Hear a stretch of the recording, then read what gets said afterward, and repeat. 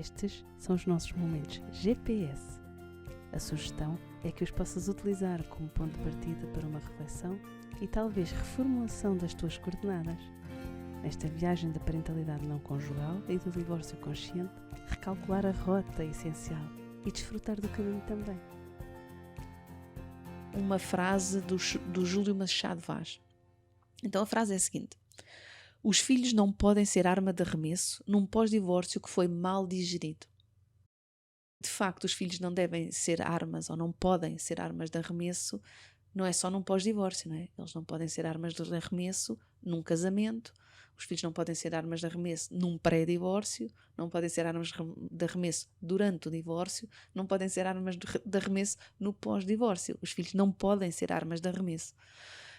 Ponto final, e é independente da conjectura familiar. E porquê é que isso é tão importante? Porque na realidade o problema dos filhos serem armas de arremesso é um problema transversal a relações entre pais que por algum motivo estão menos saudáveis e os filhos entram como armas de arremesso.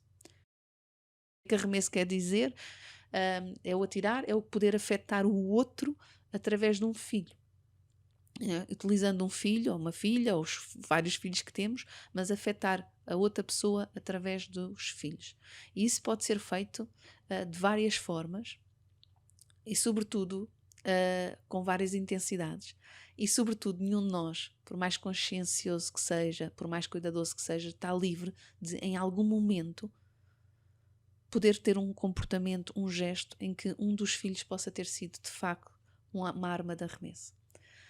E, portanto, é preciso balizarmos e perceber em que espectro é que estamos a falar, tá bem? Porque, da minha experiência, quando vimos para este tipo de tópicos, do que é que o nosso comportamento enquanto pais pode prejudicar e afetar os nossos filhos, a minha experiência é que a maior parte dos pais que dá muita atenção a estes assuntos e que fica em alerta e que fica atento a se tem este tipo de comportamento ou não, são os pais que já por si tendem a ser conscienciosos, a ser atentos, a ser preocupados e a procurarem terem de facto uma relação parental com os seus filhos ajustada às suas necessidades. Ao contrário, aqueles pais que intuitivamente nós sentiríamos que precisavam mais de perceber estes conteúdos, regra geral, são os que estão mais resistentes a recebê-los ou então nem sequer estão minimamente disponíveis para falar sobre os tópicos. Portanto, eu tenho sempre esta sensação agridoce de este tema vai ser assim tão útil. É que eu acho que vou preocupar mais pais e mães que já têm a tendência a preocuparem-se, a estarem atentos e têm receio de estar a alimentar uma hipervigilância e dificilmente acredito que vai chegar aos pais e mães que precisavam objetivamente de pensar cada um destes tópicos. Então fica assim um bocado ambivalente como é que hei de entregar este conteúdo que me parece também ao mesmo tempo tão interessante para se refletir e pensar, tanto para os próprios pais como para os profissionais que acompanham essas famílias.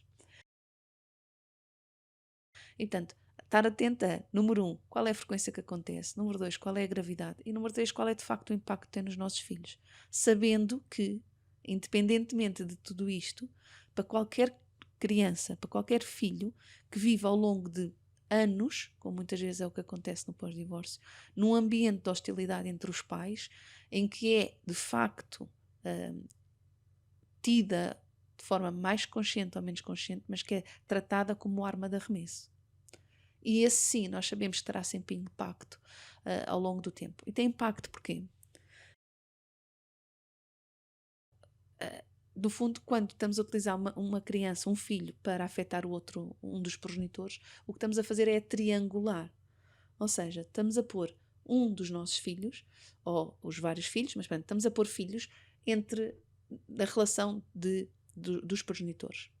E, portanto, o filho é um veículo para chegar ao outro progenitor. E isto às vezes é feito de forma super consciente e planeada, intencional. Outras vezes é feito de forma inconsciente e nós podemos nem nos estar a perceber. E o afetar, tipicamente, quando pensamos em arma de arremesso e afetar o outro, é prejudicar o outro, no sentido, vou-te fazer mal, vou-te fazer sentir mal, vou fazer com que os filhos fiquem contra ti ou percebam o quanto eu estou contra ti e, portanto, se alinhem comigo, vou-te atormentar, vou-te chatear, vou mostrar que não prestas, vou mostrar que, através dos meus filhos. Portanto, pode ser para afetar neste sentido. E que é o mais comum de se falar, e é isto que vem mais à imagem da maior parte de nós quando falarmos em filhos como armas de arremesso. Mas há um outro lado, de afetar o outro, que pode não ser propriamente via prejudicar e irritar-te, chatear-te, perturbar-te, pode ser via manter-te junto de mim, manter-te ligado a nós. Mas isso assim não é assim tão mau, não é? Porque pode não ser para um ambiente de hostilidade e de zanga e litigância, não é? Não deixa de ser triangulação e não deixa de ser prejudicial. Só que pela sua subtileza pode até passar mais tempo despercebido, ser durante mais tempo, e pode até passar sempre como despercebido e até ser valorizado, parecendo uma forma de ligação entre as pessoas. Isso é sempre mau, isso é sempre prejudicial, porque o lugar de um filho na relação entre os pais não pode ser nunca o de ponte na comunicação e na relação entre os pais.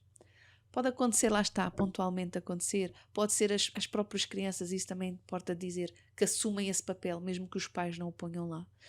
Mas é sinal de que a criança sentiu necessidade de fazer essa ponte e nenhum dos pais pode-se ter apercebido que isso estava a acontecer e permitiu ficar nesse lugar. Portanto, também dizer, este apontamento importante, que às vezes são os próprios filhos que se colocam nesses lugares. Claro que é como resposta ao que está a acontecer, claro que é como resposta à satisfação de uma necessidade de comunicação entre os pais ou de ligação entre os pais, mas os pais, enquanto responsáveis pela criança, devem acautelar e assegurar que isso não acontece, e quando acontece, que voltam a ajudar o filho a ir para o seu lugar e que não o querem naquele lugar de ponto e de ligação e de triangulação entre eles.